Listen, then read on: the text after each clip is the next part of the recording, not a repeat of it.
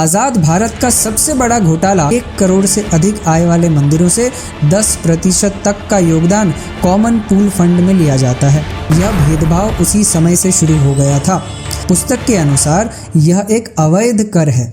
नमस्कार, आज हम एक ऐसे विषय पर बात करेंगे जो भारत के करोड़ों हिंदुओं के जीवन और आस्था को सीधा प्रभावित करता है, और वो है हिंदू मंदिरों का सरकारी नियंत्रण।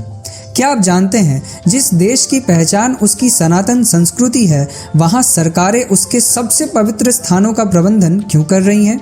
यह सवाल उठाती है पुस्तक हिंदूज इन हिंदू राष्ट्र। इस पुस्तक का पहला अध्याय एक साहसिक दावा करता है। यह कहता है कि आज़ाद भारत का सबसे बड़ा घोटाला राजनीतिक दलों के घोटालों में नहीं, बल्कि हिंदू मंदिरों पर राज्य के नियंत्रण में है। यह नियंत्रण सिर्फ प्रबंधन नहीं है, यह मंदिरों की संपत्ति, आय और दैनिक क्रियाकलापों में हस्तक्षेप है। यह नियंत्रण आज का नहीं है, इसकी शुरुआत ब्रिटिश औपनिवेशक काल में ही हुई। सबसे पहले 1817 में मद्रास रेगुलेशन 7 जैसे कानून लाए गए, जिन्होंने ईस्ट इंडिया कंपनी को मंदिरों के प्रशासन में हस्तक्षेप करने की अनुमति दी। हालांकि 1863 के धार्मिक बंदोबस्ती अधिनियम, जिसे इंग्लिश में आप रिलीजियस एंडाउमेंट्स एक्ट 1863 भी कहते हैं, इसने इसे ट्रस्टियों को वापस सौंपने की कोशिश की, मगर यह अस्थायी रहा। असली निर्णायक मोड़ 1920 के दशक में आया। 1927 में मद्रास हिंदू धार्मिक बंदोबस्ती अधिनियम पारित हुआ, जिसने बोर्ड ऑफ कमिश्नर के माध्यम से सरकार को मंदिरों के प्रबंधन पर विशाल शक्तियां दे दी।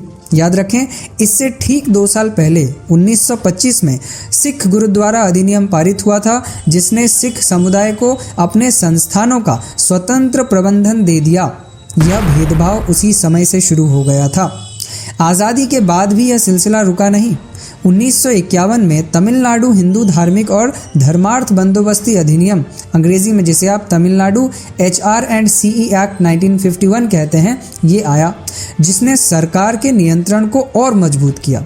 1954 के मशहूर शिरूर मठ केस में सुप्रीम कोर्ट ने इस अधिनियम के कई प्रावधानों को असंवैधानिक करार दिया, लेकिन सरकार ने जवाब में 1959 का एक नया अधिनियम पारित कर दिया, जिसने कोर्ट के आदेशों को लगभग निष्प्रभावी कर दिया। और यही वो कानूनी ढांचा है जिसके तहत मंदिरों की आय पर भारी कर या शुल्क लगाया जाता है। पुस्तक के अनुसार यह एक अवैध कर है, जिसे सरकारें अपनी मर्जी से वसूल रही हैं। उदाहरण के लिए आंध्र प्रदेश और बाद में तेलंगाना में यह अधिनियम के तहत 5 लाख से अधिक आय वाले मंदिरों से 21.5% तक का शुल्क लिया जाता है।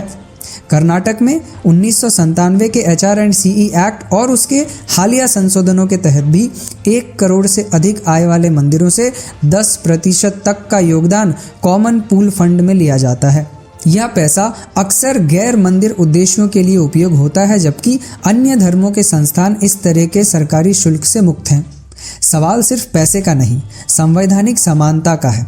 भारत में चर्च, मस्जिद और अन्य अल्पसंख्यक धार्मिक संस्था पूरी तरह से अपने समुदाय द्वारा संचालित होते हैं। सरकारें न तो उनकी आय पर टैक्स लगाती हैं और न ही उनके दिन प्रतिदिन प्रबंधन में सीधे हस्तक्षेप करती हैं।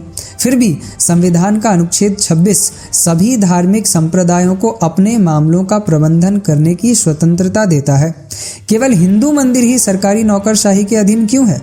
यह एक ऐसा धर्मनिरपेक्ष भेदभाव, जिसे आप सेक्युलर डिस्क्रिमिनेशन कहते हैं, है जिस पर हर नागरिक को सवाल उठाना चाहिए।